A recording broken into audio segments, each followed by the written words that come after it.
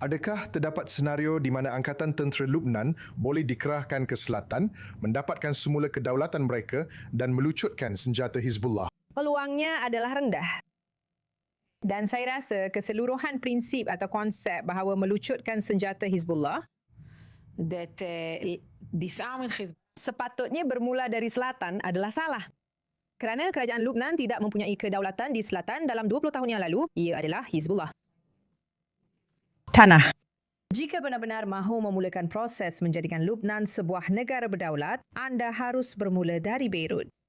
Anda harus pastikan bahawa tiada Hizbullah di Beirut. Anda harus pastikan bahawa pentadbiran tidak disusupi oleh Hizbullah. Bagaimana anda melakukannya? Anda perlukan banyak keberanian dan anda perlu mengambil risiko. Dan seperti yang saya katakan, anda perlu menjadi lebih kuat. Jadi banyak perkara perlu berlaku serentak. Mengenai tentera Lubnan, kami tahu siapa komander yang bersekongkol dengan Hizbullah dan mereka masih lagi berkhidmat. Ketua tentera dengan jelas mengatakan bahawa beliau enggan mencetuskan sebarang konfrontasi dengan Hizbullah. Ini bermakna akan sentiasa ada kompromi. Dan Hizbullah telah mengambil kesempatan terhadap perkara itu dalam setahun kebelakangan ini. Dan apa yang dia lakukan, terdapat kerjasama dan koordinasi antara pegawai-pegawai ini dan Hizbullah. Dengan cara itu, mereka menyembunyikannya. Kehadiran ketenteraan Hizbullah di selatan Sungai Litani. Sudah pasti, segala-galanya di luar Sungai Litani sepenuhnya bebas. Sebarang petunjuk kecil mengenai pelucutan senjata sebenarnya telah dikoordinasikan dengan Hizbullah. Supaya nampak seolah-olah sesuatu sebenarnya sedang berlaku. Tetapi, kami melihat bahawa kira-kira separuh daripada pelancaran ke Israel sebelum ini, dalam beberapa minggu pertama kempen semasa, datang dari selatan Sungai Litani.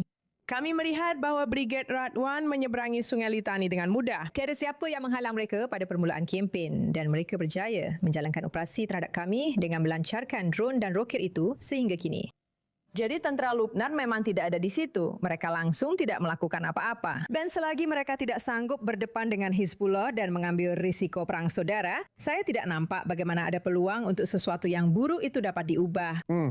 Jadi pada dasarnya apa yang anda gambarkan, penyusupan mendalam ke dalam institusi negara, ke dalam tentera, anda sedang menggambarkan sebuah negara dalam negara. Ya. Jadi adakah Presiden Lubnan, Joseph Aoun, adakah beliau cukup berani?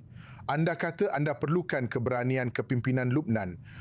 Adakah beliau mempunyai keberanian itu untuk melaksanakan langkah-langkah yang anda katakan perlu dilakukan? Lihat, saya belajar sebagai seorang penyelidik, terutamanya sejak 7 Oktober, bahawa saya tidak boleh masuk ke dalam fikiran sesiapa pun yang saya kaji, termasuk Joseph Aoun. Tetapi apabila saya melihat apa yang beliau lakukan berbanding apa yang beliau katakan, saya tidak nampak sebarang tindakan. Saya akan beri anda satu contoh kecil, boleh?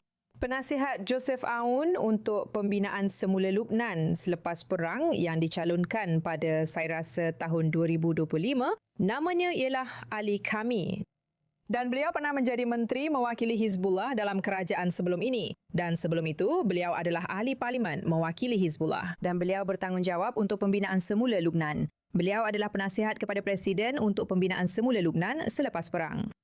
Ini adalah salah satu contoh bagaimana lelaki ini masih memegang jawatan. Bagaimana Joseph Aoun boleh memeluknya dan membawanya masuk dengan sengaja dan sedar bahawa anda memberi kuasa kepada Hezbollah bukannya melemahkannya.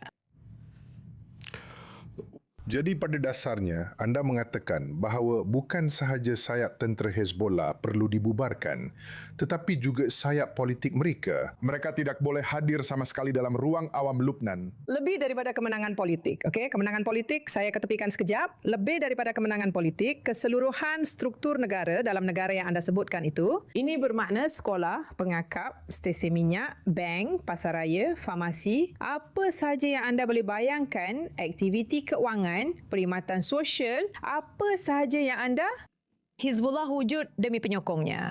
Dan hari ini ada peluang kerana penyokong Hizbullah telah dipindahkan dari kawasan-kawasan yang kami sedang bertempur. Ya, dan kerana mereka telah dipindahkan, siapa yang menjaga mereka? Kerajaan Lubnan mempunyai peluang untuk memastikan bahawa satu-satunya pihak yang menjaga orang-orang yang dipindahkan ini adalah kerajaan Lubnan dan bukannya Hizbullah.